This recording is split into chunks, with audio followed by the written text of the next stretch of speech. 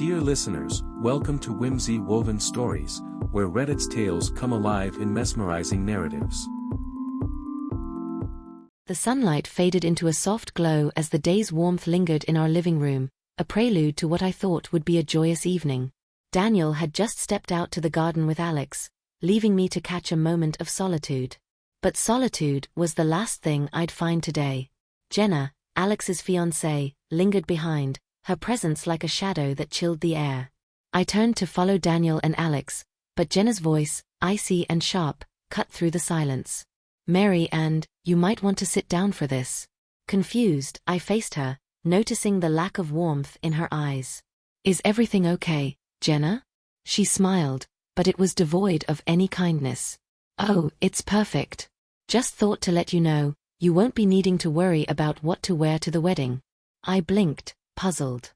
"What do you mean?" "You're not invited, Mary Ann." Her words were blunt, like a slap. "You see, you're not really Alex's mother. It would be embarrassing to have you there." I felt a cold knot form in my stomach. "Embarrassing?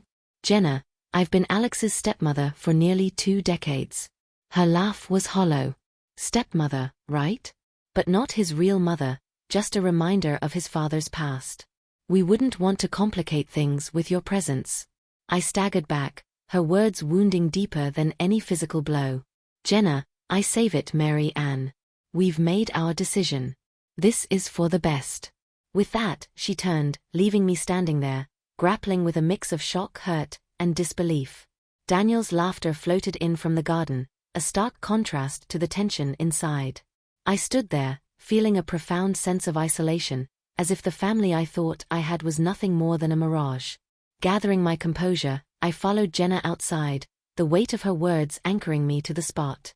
Daniel and Alex were deep in conversation, their laughter a balm to the sting of rejection I felt.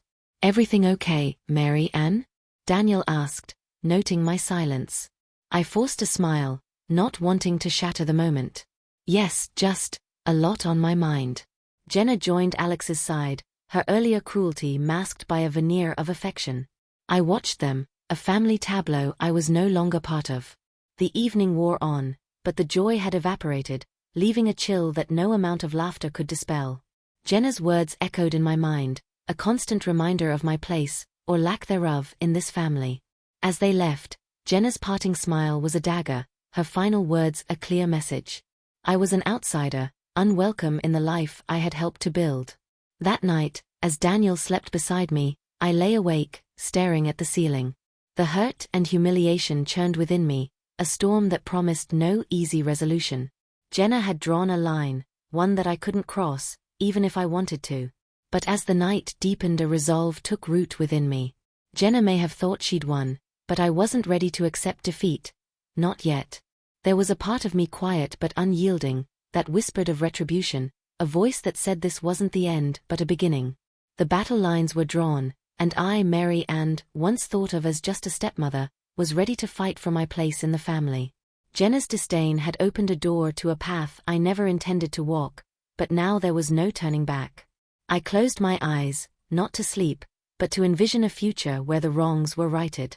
Jenna had underestimated me, and that was her first mistake.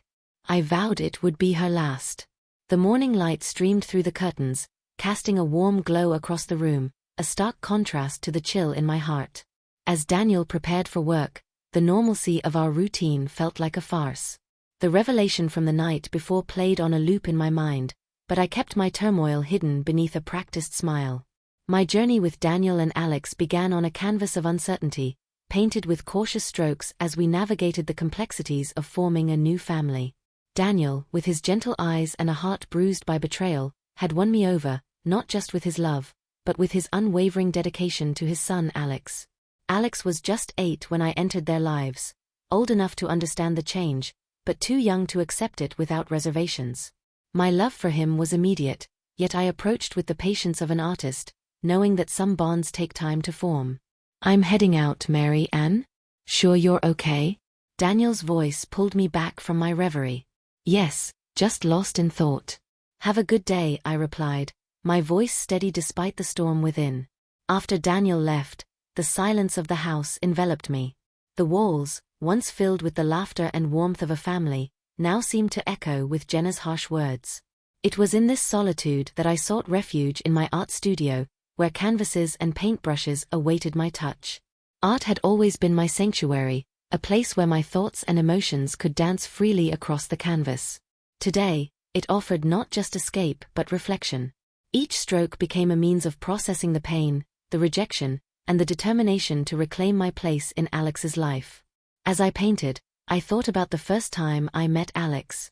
He had regarded me with a mix of curiosity and apprehension, his young mind trying to place me in the fragmented picture of his family.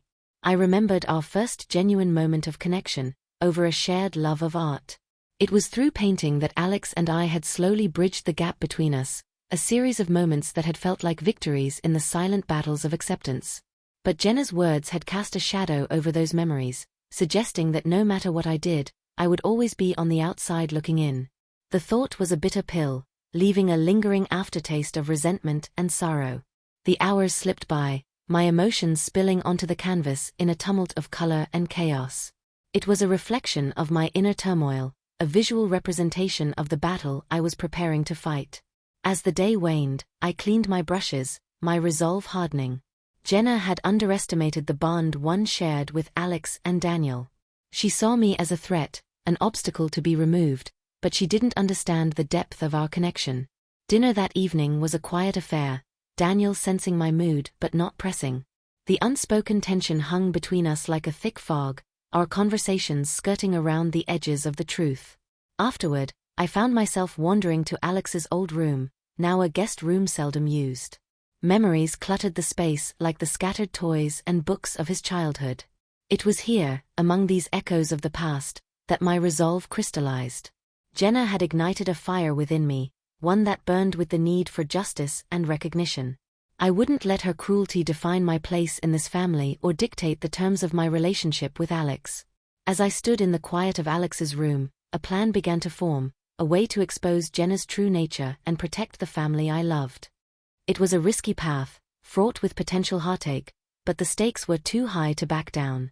I closed the door behind me, the decision made. It was time to fight back, to reclaim the narrative Jenna sought to control. The battle lines were drawn, and I was ready. The next move was mine, and I intended to make it count. As dawn broke, the house lay in a heavy silence, a prelude to the storm that was brewing. Today was the day I decided to confront Alex about Jenna's behavior and the disparaging housekeeper comment. My heart raced with a mixture of dread and determination. The thought of facing my stepson, whom I had raised with love and care, over such a painful issue was daunting but necessary. Daniel and I had agreed to speak with Alex together. Unity was our strength, and in this matter, we stood undivided. Daniel's support was my anchor, his calm demeanor a counterbalance to the tempest within me. "Are you sure about this?" Daniel asked, concern etching his features as we sat at the kitchen table, waiting for Alex to arrive. "Yes," I replied, my voice firmer than I felt. "We need clarity. We can't let Jenna drive a wedge through our family." When Alex walked in, the tension was palpable. His usual easy demeanor was replaced by a cautious wariness. He sensed the seriousness of the situation, his gaze flickering between Daniel and me. "Alex, we need to talk about Jenna's comments the other day," Daniel began, his tone measured but firm. Alex stiffened, his defenses rising. "What about them?" "Her saying Marianne isn't welcome at the wedding, and calling her a housekeeper, it's hurtful and unacceptable," Daniel continued, the hurt clear in his voice. Alex's expression hardened. "Jenna has her reasons. She believes family should be at the wedding and Marianne isn't blood." I caught my breath, the sting of words sharper than I anticipated. "Alex, I may not be your biological mother, but I've loved and cared for you as my own. Does that mean nothing?" He avoided my gaze, a sign of his inner conflict. "It's not about that, Jenna's just traditional." "Traditional?" I echoed, disbelief coloring my tone. "Or is it her way of asserting control, of excluding me from our family?" Alex shifted uncomfortably, a crack in his facade appearing. "It's complicated. Jenna has strong opinions about family dynamics." "Strong opinions shouldn't justify cruelty or exclusion," Daniel interjected, his disappointment evident. "We're supposed to be a family, Alex. That includes Marianne." The conversation spiraled, with Alex defending Jenna's actions and us trying to make him see reason, but beneath his arguments I sensed a deeper unease. Jenna's influence was strong, but it wasn't absolute. There were moments, fleeting and fragile, where Alex seemed to waver, his conviction faltering. As the confrontation reached its peak, with voices raised and emotions raw, a painful realization dawned on me. This wasn't just about Jenna's disdain or Alex's acceptance of it. It was a test of our family's resilience. Could our bonds withstand the strain, or would Jenna's malice tear us apart? In the end, Alex left the chasm between us wider than ever. Daniel and I sat in the aftermath, the weight of the encounter heavy on our hearts. We had to try, Daniel said, reaching for my hand. For our family. I nodded, tears brimming in my eyes. I know, but it feels like we're losing him. Daniel pulled me into his arms, offering comfort in the silence. We won't give up on Alex, we'll find a way through this. As I leaned into Daniel's embrace, a mix of sorrow and resolve settled within me. Jenna had drawn the battle lines, but the war was far from over. I would fight for Alex, for our family, even if it meant facing my own heartache head-on. The confrontation had laid bare the fractures within our family, but it had also steeled my resolve. Jenna's manipulations had ignited a fire within me, a determination to protect my family at all costs. The path ahead was uncertain, fraught with challenges, but I was ready. Ready to stand my ground, to mend what had been broken, and to reclaim the son I had lost to Jenna's influence. The days that followed the confrontation with Alex were marked by a heavy silence in our home. The air was thick with unsaid words, the tension like a tightrope stretched to its limit. Daniel and I moved through our routines with a semblance of normalcy, but the undercurrent of worry was palpable. Alex hadn't reached out since our argument, and the distance felt like miles instead of the few blocks that separated our homes. I spent my days in my studio, the blank canvases mocking me with their emptiness. Where I once found solace in my art, I now found a void. The colors seemed less vibrant, the brushes heavier in my hand. My thoughts were consumed by Alex and Jenna, their rejection like a constant shadow darkening my creativity. One afternoon, as I stared at a half-finished painting, the phone rang, shattering the silence. My heart leapt, a part of me hoping it was Alex, calling to bridge the gap between us. But it was Daniel, his voice tight with strain. "Marianne, can you come to my office? We need to talk. It's about Alex." The urgency in his voice sent a chill down my spine. I agreed, the sense of foreboding growing with each step I took towards Daniel's office. When I arrived, Daniel was waiting, his expression grave. He ushered me inside, closing the door behind us with a sense of finality. "It's Jenna," he began, his voice heavy. "She's taken things too far." My heart sank. "What happened?" Daniel sighed, running a hand through his hair. "She's been spreading rumors about you in our community, claiming you're trying to sabotage Alex's future for your own gain." The accusation was like a physical blow, leaving me breathless. "But that's absurd. Why would she do this?" "Control," Daniel replied, his eyes dark with anger. "She's trying to isolate Alex, to make sure he's completely under her influence. And she's using you as the scapegoat." The realization was a bitter pill to swallow. Jenna wasn't just content with excluding me from their wedding. She wanted to erase me from Alex's life entirely. "What are we going to do?" I asked, the fight in me reigniting. I couldn't let Jenna's manipulations go unchallenged, not when our family was at stake. "We fight back," Daniel said, his determination mirroring my own. "We gather evidence of her lies and expose her for what she is." The plan was risky, fraught with potential fallout, but the alternative, standing by while Jenna tore our family apart, was unthinkable. We agreed to start by reaching out to friends and acquaintances, to counter Jenna's narrative with the truth. As the days passed, we pieced together a clearer picture of Jenna's campaign against me. Her lies were insidious, designed to sow doubt and discord among those who knew us. But with each conversation, with each piece of evidence we gathered, the tide began to turn. People were hesitant at first, but as we shared our side of the story, their skepticism gave way to support. The work was exhausting, emotionally and physically, but it brought Daniel and me closer together. Our evenings were spent reviewing what we had learned, planning our next steps, and most importantly, reaffirming our commitment to each other and our family. Then, just as we were beginning to make progress, a bombshell dropped. Alex reached out asking to meet. It was the first communication we'd had since the confrontation, and my emotions were a whirlwind of hope and apprehension. As we sat across from Alex in our living room, the air thick with unspoken questions, I saw the conflict in his eyes. Jenna's influence was still there, but so was the son I knew and loved. "Mom, Dad," he began, his voice uncertain. "I think we need to talk." The use of mom was a lifeline, a glimmer of the Alex I remembered. As he spoke, outlining his doubts about Jenna and her actions, I felt a door opening, a chance to mend the fractures in our family. The fallout from Jenna's machinations was far from over, but this moment, this conversation, was a beginning. It was a chance to fight for our family, to pull Alex back from the brink, and to stand united against the storm Jenna had unleashed. The path ahead was uncertain, the challenges daunting, but with Alex reaching out, we had hope. And sometimes, hope is the strongest weapon in the battle to reclaim what's been lost. The days leading up to Alex and Jenna's wedding were fraught with a tension that seemed to permeate every aspect of our lives. Despite Alex's tentative outreach and his expressed doubts about Jenna, he seemed trapped in the inertia of the wedding plans, unable to break free from Jenna's manipulative grasp. Daniel and I had prepared as best we could for what we knew would be a challenging day. Armed with the truth about Jenna's deceit, we hoped to expose her before it was too late, to save Alex from a mistake that could very well ruin his life. The morning of the wedding dawned clear and bright, a stark contrast to the storm brewing within our hearts.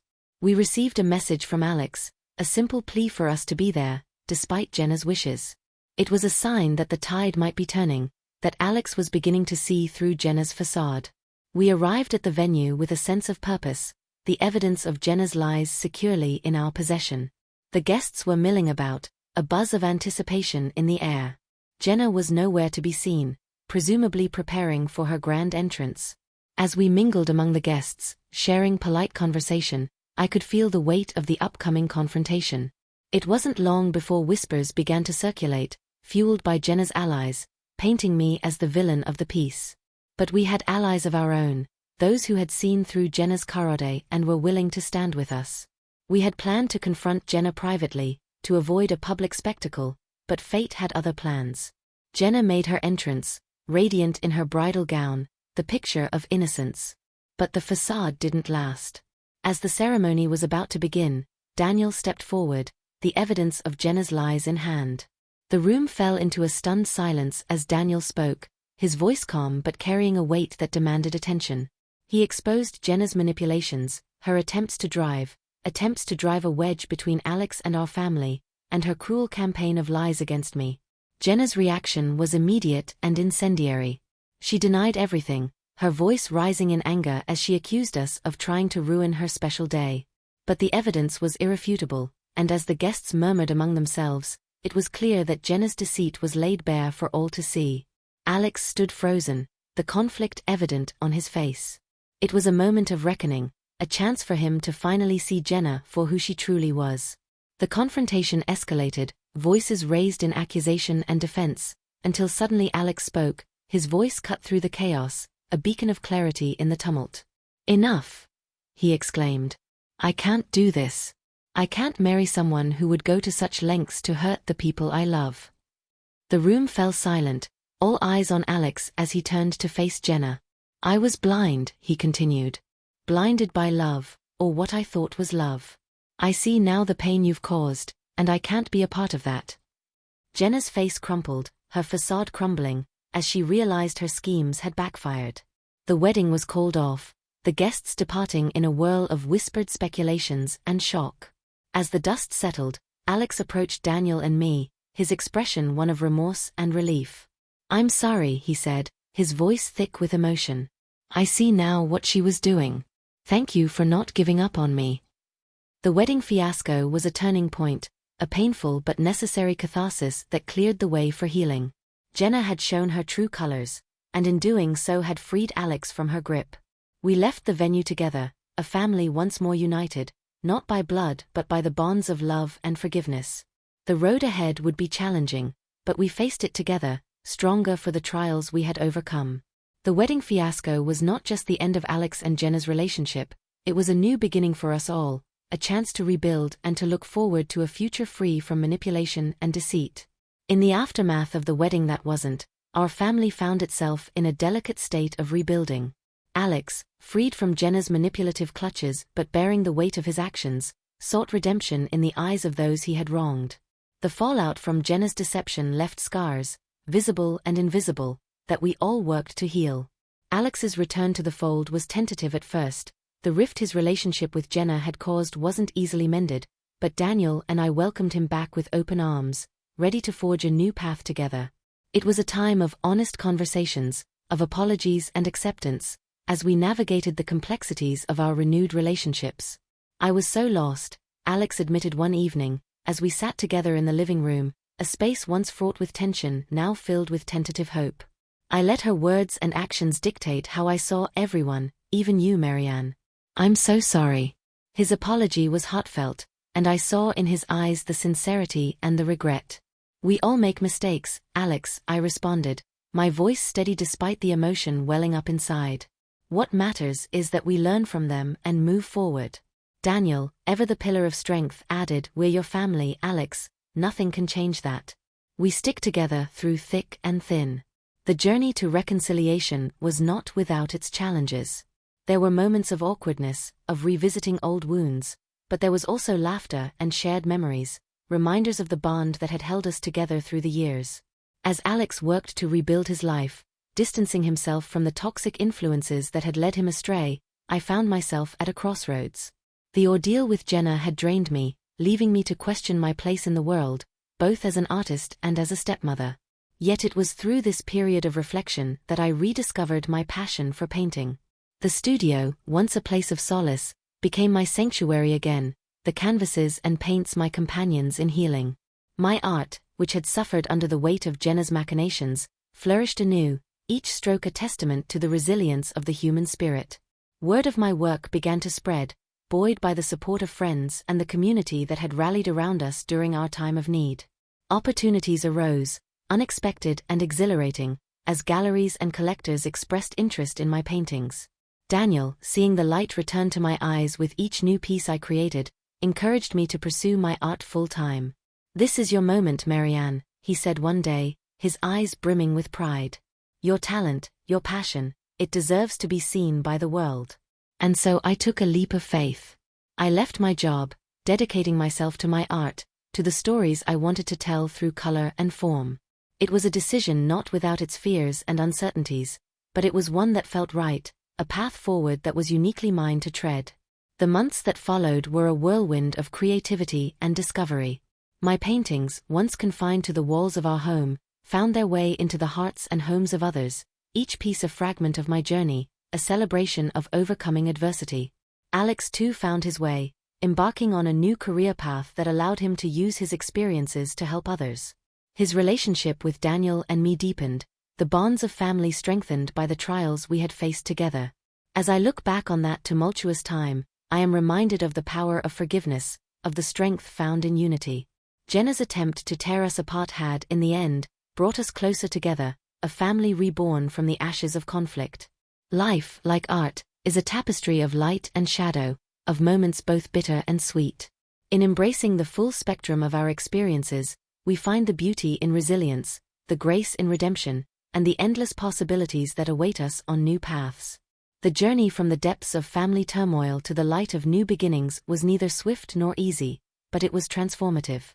As I reflect on the path we traversed, I recognize not an ending, but a continuation, a narrative that extends beyond the confines of conflict and resolution into the boundless realm of growth and opportunity. In the months following our reconciliation and my commitment to art, our home became a testament to change. Where once there were echoes of discord, now resided peace and creativity. Daniel, ever my rock, embarked on his own journey of discovery, finding joy in supporting not just my artistic endeavors, but also in fostering a deeper connection with Alex. Alex's evolution was perhaps the most profound. Freed from Jenna's influence, he blossomed, embracing his true self with a vulnerability and strength that was both inspiring and heartwarming. His endeavors to help others, drawing from his own experiences of manipulation and redemption, filled us with pride.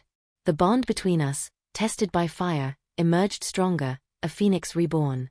Our story, marked by the scars of betrayal and the beauty of forgiveness, had resonated beyond our immediate circle, touching the lives of those who had witnessed our struggle. The community, once a battleground of rumors and lies, became a network of support and admiration. The success of my art, once a distant dream, became a reality. Exhibitions, commissions, and accolades followed, each achievement a shared victory for our family. The themes of my work, influenced by our journey, spoke of resilience, hope, and the enduring power of love, resonating with an audience far wider than I had ever imagined. As I stood at the opening of my latest exhibition, surrounded by my family and the vibrant expressions of my soul adorning the walls, I was struck by the profound journey of transformation we had undergone. This was not the end of our story, but a new chapter, rich with potential and promise. Daniel, with his unwavering support, and Alex, with his renewed sense of purpose, were by my side, not just as spectators, but as co-creators of this beautiful tapestry we called life. The trials we faced had not only tested, but ultimately affirmed the strength of our bond, teaching us that the essence of family transcends blood and conflict. Looking ahead, the future was a canvas, vast and unmarked, waiting for us to cast our dreams upon it. With brushes in hand and hearts united, we were ready to paint a masterpiece of our own making, filled with the colors of joy, the textures of growth, and the light of love. This chapter of our lives, marked by pain, redemption, and artistic rebirth, was a testament to the indomitable spirit of the human heart. It was a reminder that out of darkness comes light, and from the shadows we can emerge, not diminished, but emboldened to face the dawn of new beginnings. As the evening drew to a close, I realized that our story, with its twists and turns, its lows and highs, was a beacon for anyone navigating the stormy seas of life. It was a narrative of hope, a declaration that no matter how fierce the tempest, the sun awaits to bathe us in its warmth and light.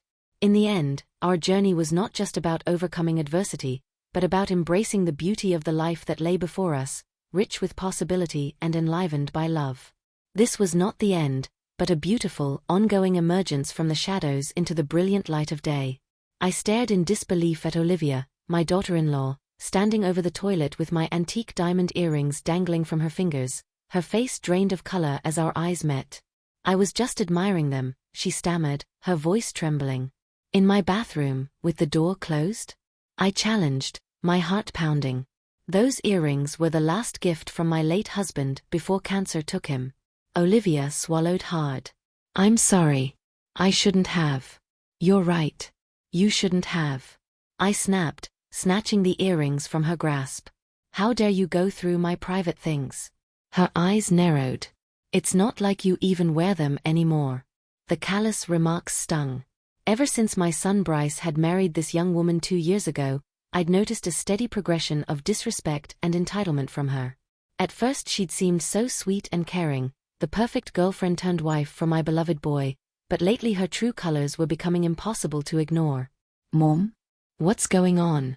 Bryce appeared in the hallway, his eyebrows furrowed with concern. Olivia immediately played the victim. "Your mother is overreacting. I was just looking at her jewelry." I shot her a withering look. She had my earrings and was about to flush them down the toilet. "What?" Bryce's jaw dropped as he turned to Olivia. "Is that true?" She scoffed in feigned indignation. "Of course not. Why would I do that?" The denial only infuriated me more. "Don't lie. I caught you red-handed." Bryce held up his hands, clearly overwhelmed by the confrontation between us. Ever the peacekeeper, just like his father. Okay. Let's all just calm down," he urged. "I'm sure there's been a misunderstanding." A misunderstanding? After what I'd witnessed. My own son was making excuses for her repetitive, concerning behavior. I took a deep breath, fighting the swell of anger and disappointment. Bryce had always been so kind-hearted, so loyal to family. How could he be so blind to the truth about his wife? "Bryce, you need to have a serious talk with your wife about respecting boundaries and people's property," I stated firmly. "This has gone too far." Olivia jutted out her chin defiantly. "I don't need to be scolded like a child." As the two continued bickering, I clutched the earrings tightly in my fist, wondering just how far Olivia's disrespect would go, and what I'd have to do to make her see the consequences. A few days after the earrings incident, Bryce dropped another bombshell over dinner. "Olivia and I are going to move in here for a little while," he announced casually, as if discussing the weather. I nearly choked on my food. "Excuse-me? You're moving back in?" Olivia nodded sweetly. "Just until we can get back on our feet financially." "How long is a little while?" I pressed, my voice tight. "The last thing I wanted was that woman living under my roof again," Bryce shrugged. "A couple months, tops. My job cut my hours, and Olivia's paycheck barely covers her student loans." Of course, the classic excuse. I bit back a sarcastic remark, forcing a strained smile. "Well, I suppose that would be all right, for a short period." 2 months turned into 4, then 6. All the while Olivia treated my home like a hotel, lounging about and leaving messes everywhere for me to clean up after her. The disrespect was maddening. "Don't you have any pride?" I finally erupted one morning, gesturing at the pile of dishes and clutter she'd left in the living room. "This isn't how I raised your husband." Olivia rolled her eyes. "Relax, Francine. I'll get to it later." "It's Mrs. Lawrence to you," I snapped. "And later isn't good enough. This is my house," she sneered. "Well, I'm Bryce's wife. I have as much right to be here as you." The audacity of that comment left me speechless. As much right? I was the homeowner, the one allowing them to stay rent-free out of the goodness of my heart. When Bryce returned home, I wasted no time venting my frustrations. "Your wife is being completely disrespectful and lazy," I fumed. "If she's not going to follow the house rules, she needs to find other arrangements." To my dismay, Bryce simply made more excuses for her behavior. "Come on, Mom. You know how stressed she is with her job situation right now. Cut her some slack." Some slack. I threw up my hands. "I'm already doing her a favor, letting you both stay here. The least she could do is be a decent houseguest," Bryce sighed heavily. "Look, we'll try to help out more around here. But you've got to ease up. All this negativity towards Olivia is pushing her away." Pushing her away? The sheer audacity of his words left me stunned, as if I were the one being unreasonable.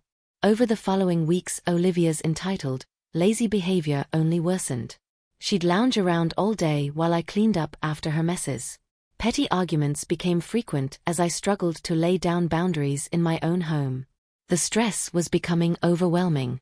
One evening I finally reached my breaking point. Gathering the last shreds of my patience, I cornered Bryce in the kitchen. "This situation isn't working," I stated bluntly. "Olivia has got to go or I'll be forced to take legal action." Bryce's eyes widened in disbelief. "You're going to kick out your own son? Over some household chores?" I shook my head, my voice strained. "Don't make this about you, Bryce. Your wife is the problem here. She's shown nothing but disrespect in my house." As the argument escalated, Olivia came sauntering in with a smug grin. "Having a family meeting without me?" she taunted. That insufferable, entitled attitude, something had to give before I lost control completely. But Bryce was too blinded by love to see the truth about his wife's despicable nature. I could feel my control over the situation rapidly slipping away. The tension in the house was becoming unbearable. Olivia's laziness and lack of respect only escalated while Bryce remained stubbornly blind to her misdeeds. I felt like a prisoner in my own home. One night Bryce dropped another bombshell during dinner. "Olivia and I have decided to stay a while longer," he announced cautiously. "At least until we can afford our own place again." I stared at him in disbelief. "You're kidding, right? You've been mooching off me for 6 months already." Olivia scowled at my choice of words. "We're not mooching. This is difficult for us too, you know." "Difficult?" He scoffed. "All you do is lounge around while I clean up after you. This is my home, not a hotel." "Mom, please," Bryce began, using that infuriatingly placating tone. "We're just asking for a little more time. Where else are we supposed to go?" I opened my mouth to protest, but Olivia swiftly cut me off. "Don't be so selfish, Francine. You have more than enough room here." The audacity, After everything I'd sacrificed to let them stay, selfish. I shot back, my voice rising. I'm the one who's opened her home to you. All I ask is for some basic respect and courtesy in return. Olivia rolled her eyes dramatically. Here we go again with the nagging. That arrogant, dismissive attitude was the final straw. I slammed my fist on the table, making them both jump. That's it. I've bent over backwards trying to be accommodating, but you've become nothing but an ungrateful freeloader, Olivia. I want you out of my house. Bryce immediately came to his wife's defense, as usual. Don't talk to her like that. We'll find somewhere else if that's how you're going to be. Good. I shot back recklessly. At least I'll have some peace and quiet for once. We argued bitterly until Olivia abruptly stormed off in a huff. Bryce shook his head, looking utterly dismayed. This has gotten way out of hand, Mom. If you can't be civil to my wife, maybe it is best we make other arrangements. His words struck me like a physical blow. Was he truly choosing Olivia over his own mother? After everything I'd done for them, the thought crushed me. I suddenly felt very old and alone. I don't want that, Bryce, I managed, struggling to keep my composure. But your wife refuses to show any respect in my own home. I'm at my wits' end here. He sighed heavily. Then I don't know what to tell you. We're stuck in a bad situation, but Olivia is my priority now. I have to stand by her. Hearing him place that vile woman's needs over mine twisted the knife deeper. This was my own son, my flesh and blood, choosing an entitled, lazy freeloader over his own mother. I could no longer hold back the tears. You'd really abandon your own family for her? Bryce looked pained but resolute. I'm not abandoning anyone, Mom. I'm just supporting my wife, like any man should. His naive loyalty sickened me. Couldn't he see how terribly Olivia was manipulating and using him? Using us both? As I watched him retreat to the bedroom, I felt a cold sense of dread creep over me. I was quickly losing control of the situation. And something had to be done before that awful woman took complete advantage. I may have been backed into a corner for now. But I refused to be bullied and disrespected any longer, not in my own house. If Olivia wanted a war, then I would give her one she'd never forget. In the days following our blowout argument, an uneasy truce settled over the house. Bryce and Olivia kept to themselves, while I seethed in private over her continued disrespect and laziness. The tension was suffocating. Then, one morning, I noticed my diamond tennis bracelet was missing from its usual spot on my dresser. Bruce. I called out, trying to keep the panic from my voice. Have you seen my bracelet anywhere? He poked his head into the bedroom with a quizzical look. No. Why would I have your bracelet? Well, it's gone missing, I replied tersely. And the only other person who's been in my room is Olivia. Bryce's expression hardened at the implied accusation. You're not seriously thinking Olivia took it, are you? Of course not, I lied, struggling to keep my cool. But it wasn't just misplaced. That bracelet was my late husband's last anniversary gift to me. A flicker of concern crossed his face, but he quickly smothered it. Look, I'm sure it'll turn up somewhere. But accusing Olivia of taking it is really messed up, Mom. I opened my mouth to protest, but the sound of the bathroom door opening cut me off.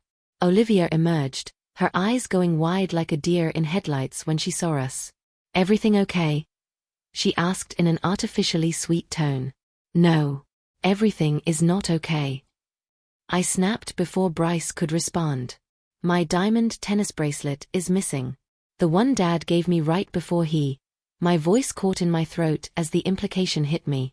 If Olivia had stooped so low as to take that priceless, sentimental piece of jewelry, Bryce looked utterly bewildered.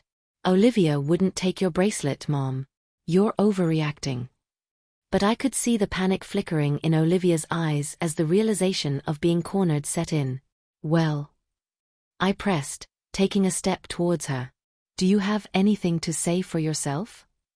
Her expression hardened. You've already made up your mind about me, haven't you? Why should I even bother defending myself? Because you're accusing my wife of being a thief. Bryce interjected heatedly. Olivia whirled on him. No, Bruce. Let her rant. Let her make a fool of herself for once. The sheer audacity of her denial left me stunned. She was such an expert liar and manipulator, so skilled at twisting the narrative to her advantage. You little brat. I seethed, barely able to contain my rage. I know you took it. Your greedy eyes have been all over my jewelry from day one. Bryce quickly stepped between us, playing peacemaker as usual. Enough. This arguing has to stop now. I'll stop when that gold-digging wife of yours stops stealing from me. I shot back recklessly. Olivia's eyes went wide with feigned hurt. How dare you? But I could see the cracks in her facade. The briefest flicker of panic and guilt that told me everything I needed to know. She had taken that bracelet and likely many other valuables over these past months. The realization made my blood boil. Not just disrespect anymore, but outright theft from her own family. I'd been more than patient, more than accommodating, only to be repeatedly stabbed in the back. If Bryce wasn't going to put his foot down, I knew I'd have to take matters into my own hands. Enough was enough. We're going to get to the bottom of this, I stated, struggling to keep my voice steady. And if you are responsible, Olivia, there will be consequences, serious ones. She opened her mouth as if to protest, but seemed to think better of it.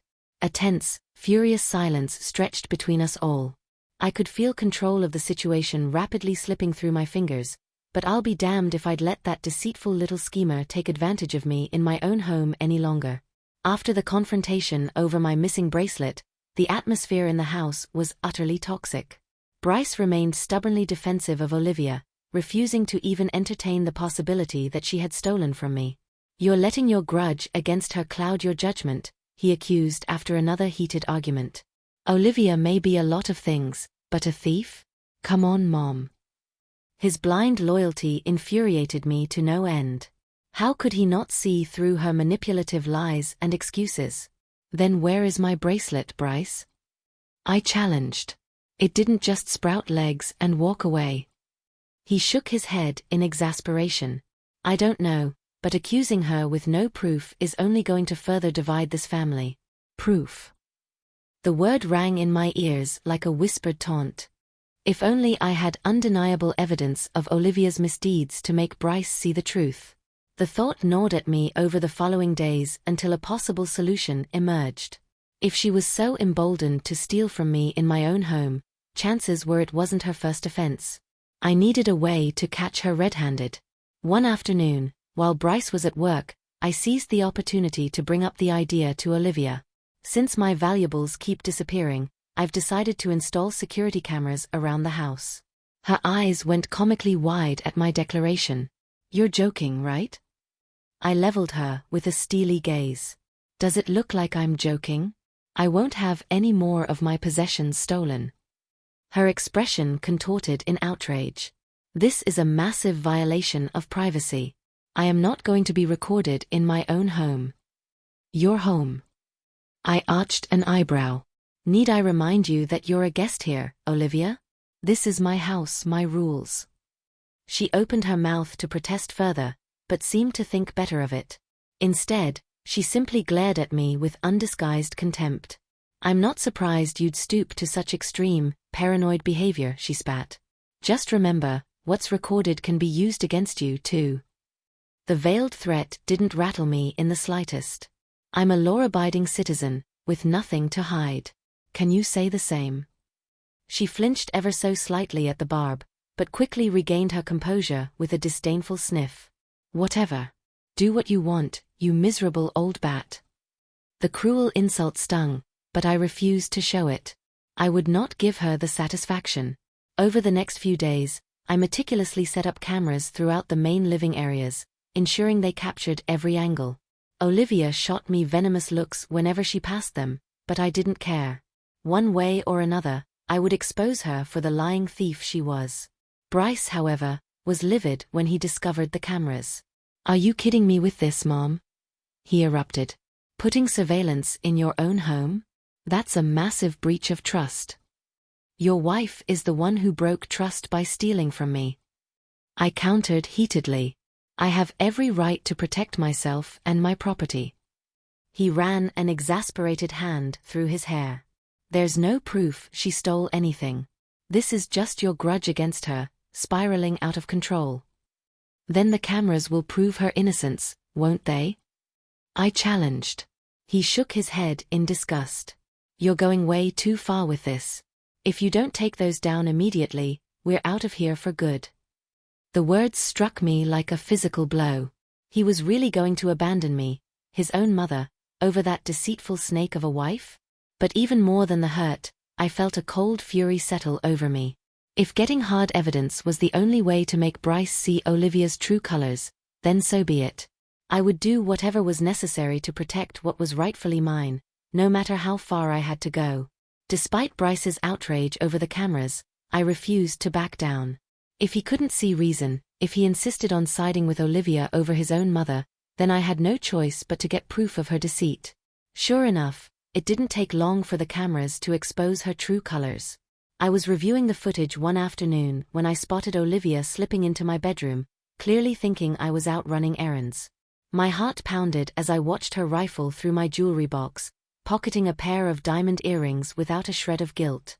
White-hot fury coursed through me as the evidence of her betrayal played out right before my eyes, that lying, thieving little serpent. I stormed into the living room just as she was emerging from my bedroom, the earrings still clutched in her hand. She froze like a deer in headlights. You.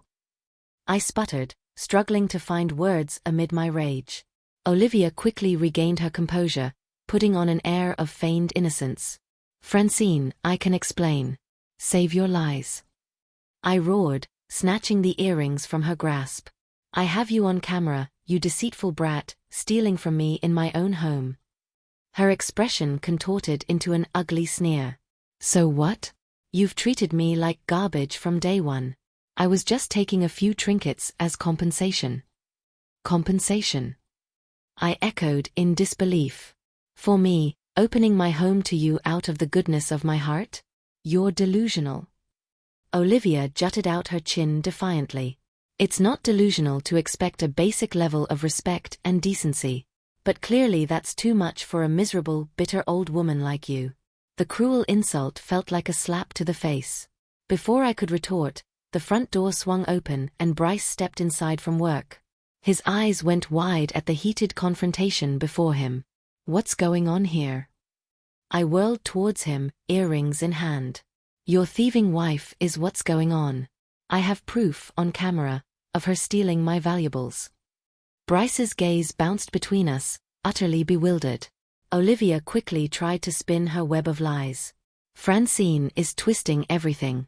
Those are my earrings and she just barged in and attacked me. Don't you dare play the victim. I raged, feeling hot tears of fury burn in my eyes. I caught you red-handed, you ungrateful, entitled little, enough. Bryce shouted, bringing the screaming match to a halt. He turned to Olivia, his expression hardening. Is it true? Did you steal from my mother? For a brief moment I saw the flicker of guilt and shame cross her face before the mask of indignation slipped back into place. She's got her precious cameras rolling, Olivia spat bitterly. Why don't you see the proof for yourself? An uneasy silence fell over the room. Bryce looked utterly crestfallen, as if the reality were finally unavoidable. I need to see this footage, he said in a strained voice. Then we can discuss. His words trailed off, the unspoken implication hanging in the air, that this could very well be the breaking point, the moment where harsh truths and consequences could no longer be avoided. I felt a grim sense of vindication as I led them to the recorded evidence. My son would finally be forced to accept his wife's deceitful criminal ways. But even that seemed like cold comfort as the divide in our family grew ever wider. Olivia's greed and cruelty had brought us to this ugly crossroads. And I feared there would be no turning back, no matter how the chips fell. After being caught red-handed on the security footage, you'd think Olivia would have some semblance of shame or remorse. But that deceitful woman remained defiant and unapologetic as ever. So I took a few little trinkets. So what? She sneered when Bryce demanded an explanation. Your mother has been treating me like a prisoner in my own home. Bryce looked utterly crestfallen as the reality sank in. Olivia, you stole from my own mother. That's not okay, no matter how you try to justify it. She scoffed derisively. Don't play dumb, Bryce. You know how miserable and controlling she's been towards me.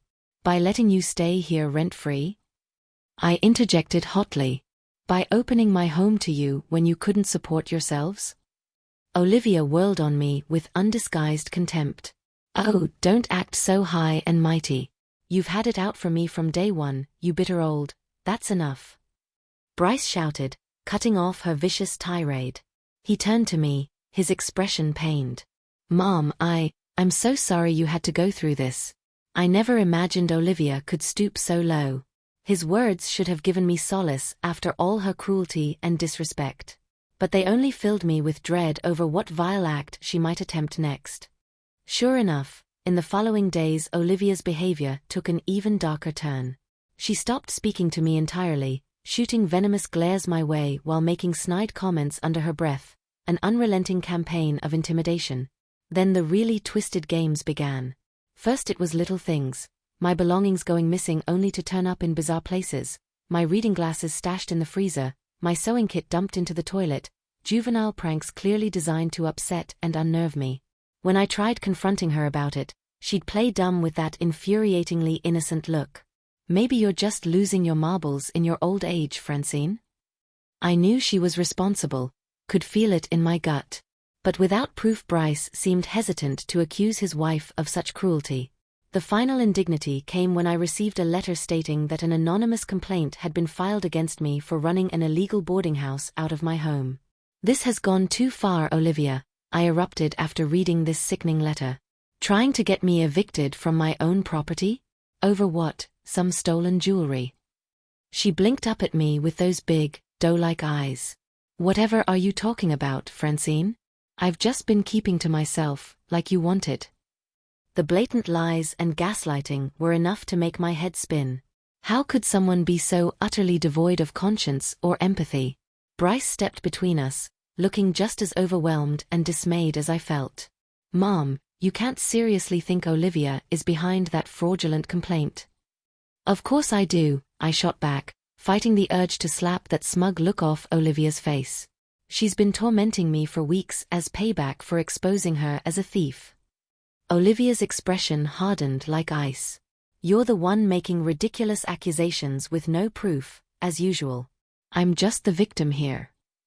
The audacity of her playing the victim after all she'd put me through? It was unforgivable. Unconscionable. In that moment something inside me finally snapped. I would no longer be bullied and tormented by this vindictive, entitled little monster. Not in my own home. If she wanted a war, then she had better be ready for the fight of her life. Because this time I would not back down until I had justice, no matter what it took. After Olivia's cruel attempt to have me evicted, I knew I had to take decisive action. Her escalating campaign of intimidation and torment had gone too far. It was time to fight fire with fire. First order of business was gathering all the evidence I had, the footage from my security cameras, documentation of her pranks and missing valuables, even that fraudulent complaint letter. I compiled it all meticulously into a file, my hands shaking with rage and determination.